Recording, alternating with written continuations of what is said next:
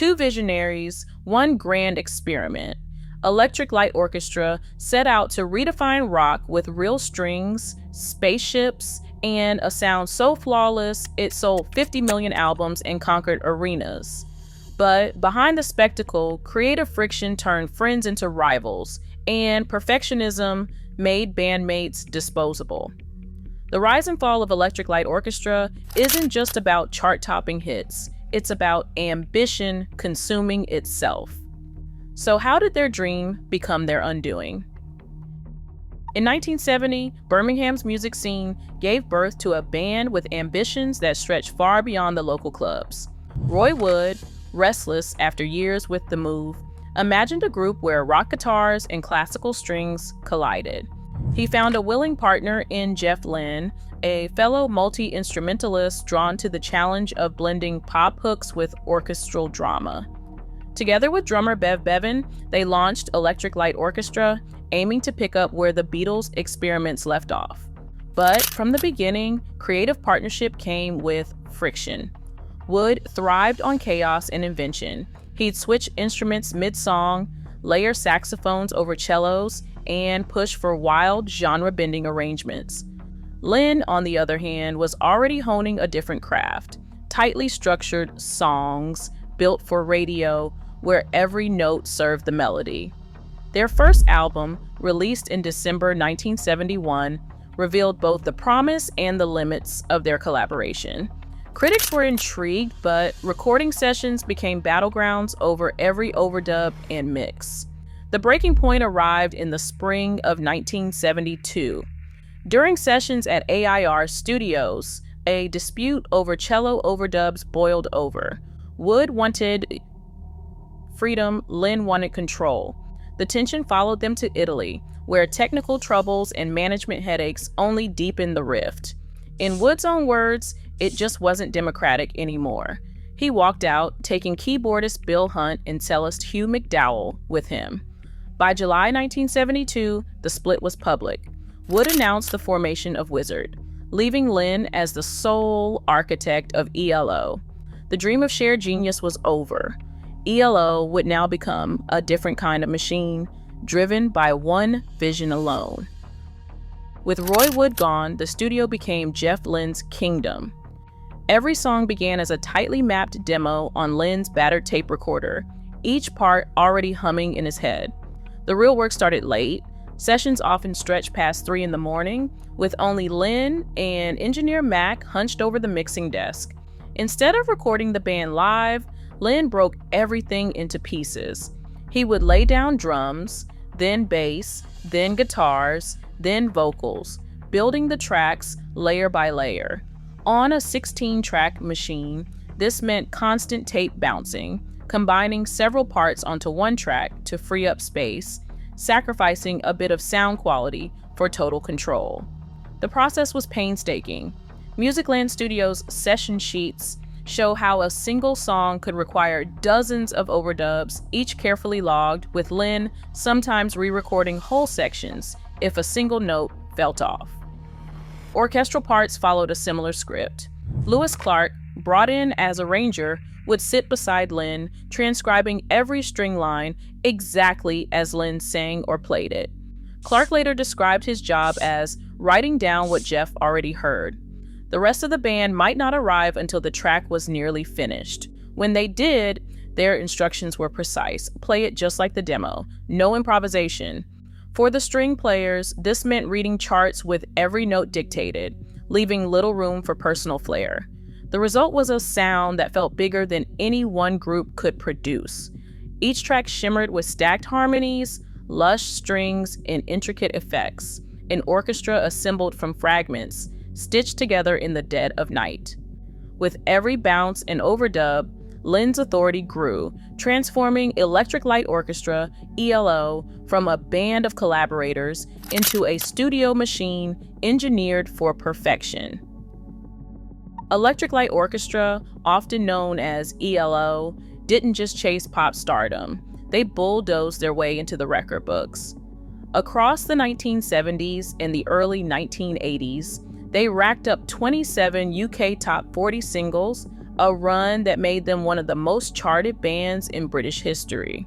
In the United States, they landed 15 top 20 hits, with songs like Evil Woman, Living Thing, and Don't Bring Me Down becoming radio staples from coast to coast. Their albums weren't just popular, they were juggernauts. Out of the Blue went multi-platinum in 10 countries, while A New World Record and Discovery both sailed past 1 million sales apiece in the UK and the US. By the time the numbers were tallied, ELO had sold over 50 million albums worldwide, a figure that put them in the same league as the giants of their era. Stadium tours followed, with ticket sales stretching into the millions and arena crowds singing along to every word. The band's presence on the airwaves was so constant that, for a time, there was always an ELO song somewhere in the top 40. Their blend of orchestral grandeur and pop hooks didn't just win over critics and fans, it rewrote the rules of commercial success in rock. For a brief window, the band's ambition and perfectionism were rewarded on a scale few could imagine. Arena crowds and platinum records came at a price few outside the band ever saw. By 1978, Electric Light Orchestra's touring operation had grown into a sprawling spectacle. Dozens of musicians, technicians, and crew all moving from city to city under the weight of a production that kept getting bigger. Payroll sheets from the era show musicians, once bandmates, now listed on weekly wages. The orchestra players who had joined for the thrill of pop stardom found themselves reciting the same parts night after night, their creative spark dimmed by rigid instructions and the pressure to replicate Lynne's recordings exactly. Crew members too felt the strain. Technical rehearsals stretched late into the evening, sometimes running past 10 hours a day to perfect the spaceship stage and synchronize every laser cue.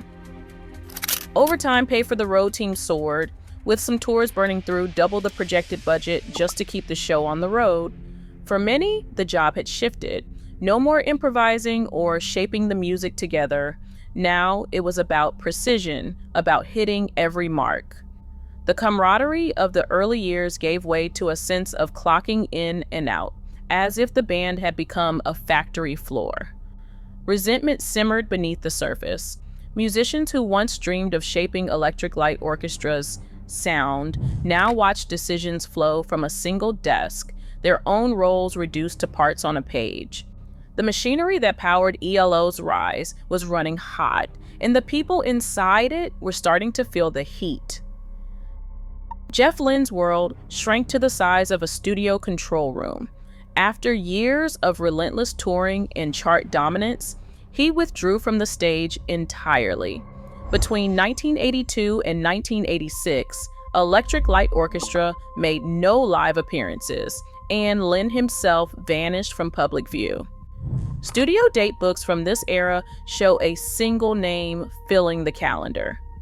Lynne would arrive before noon and stay deep into the night, sometimes working 16-hour days, 7 days a week.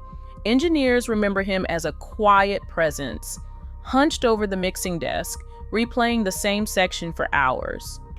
On the album Secret Messages, Lynne's pursuit of the perfect sound stretched across months. By some accounts, the mixing alone consumed nearly 300 hours. Most days he worked in near silence, with only the hum of tape machines for company. In later interviews, Lynne described the process as both sanctuary and burden. He later said that it got lonely.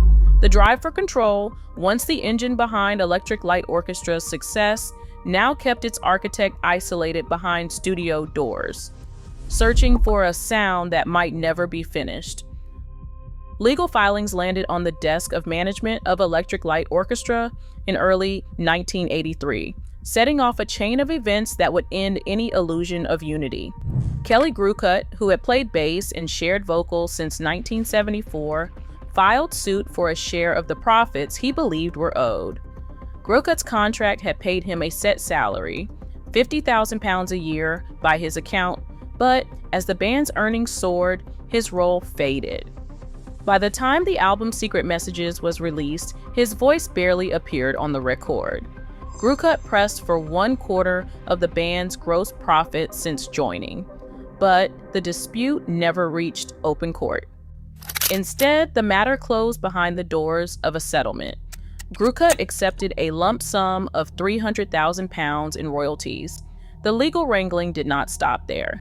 In 1988, a new clause was drafted limiting who could use the Electric Light Orchestra name. Future branding would require explicit consent, locking the legacy behind legal language. The original band, once a partnership, now lived on paper as a set of restrictions and signatures, its fate sealed by attorneys, not musicians. Electric Light Orchestra sold 50 million albums worldwide, reshaping rock with orchestral ambition and technical innovation. The documentary has shown how Roy Wood's 1972 departure shifted Electric Light Orchestra from a shared vision to Jeff Lynne's tightly controlled studio project, as confirmed by session logs and interviews. Under Lynne, Electric Light Orchestra reached arena-scale success, but payroll records and court filings revealed that the band's musicians became salaried employees, leading to growing discontent. The 1981 lawsuit by bassist Kelly Grucut settled with a lump sum, and the 1988 name rights dispute marked the final fractures. Still, the full details of internal negotiations and private contracts remain undisclosed. Today, Electric Light Orchestra's music endures, but its story remains a cautionary example of how unchecked ambition and centralized control can isolate even the most visionary artists.